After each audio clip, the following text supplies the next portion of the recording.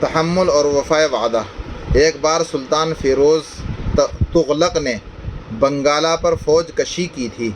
اس مہم میں اس کا بیٹا فتح خاں بھی ہم رکاب تھا۔ اگرچہ شہزادہ صغیر سن تھا مگر اور بچوں کی طرح اس کو لہو و لعب کا شوق بالکل نہ تھا۔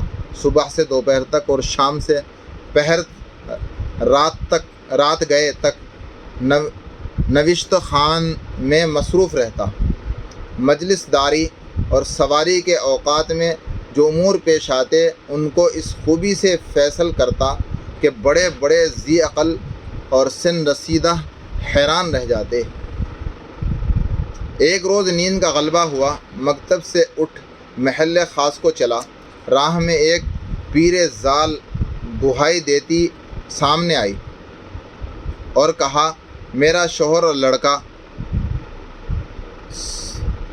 سنار گاؤں سے کچھ مال خرید کر سلطانی لشکر میں بیچنے کو لا رہے تھے۔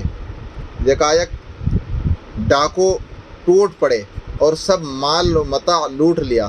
جب وہ مصیبت کے مارے لٹ پٹ کر شاہی لشکر کے قریب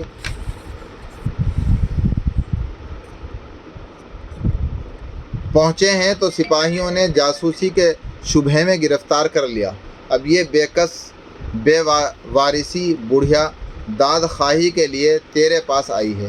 نیک بخت شہزادے، تو بڑھیا کا دردناک ماجرا سن کر بہت کوڑھا۔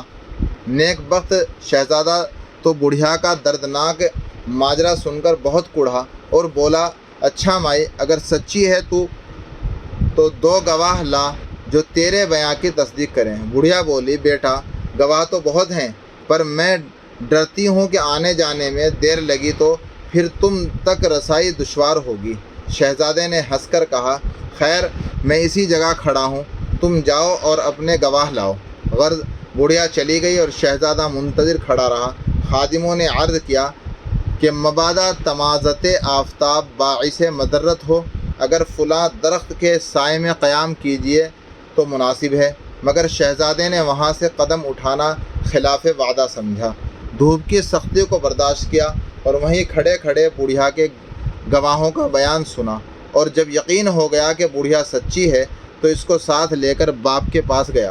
لیکن بادشاہ سوتا تھا، اس لیے شہزادے کو اس وقت تک انتظار کرنا پڑا جب تک وہ بیدار ہو، اور کیفیت واقعہ سن کر ان دونوں کی رہائی کا حکم دیا۔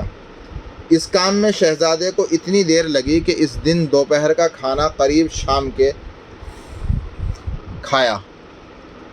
اگر وہ صبر و تحمل کے ساتھ اس تکلیف کو گوارا نہ کرتا تو وہ لازوال خوشی جو ایک مظلوم کی داد رسی سے حاصل ہوئی، کھانے اور سونے سے ہرگز نصیب نہ ہوتی۔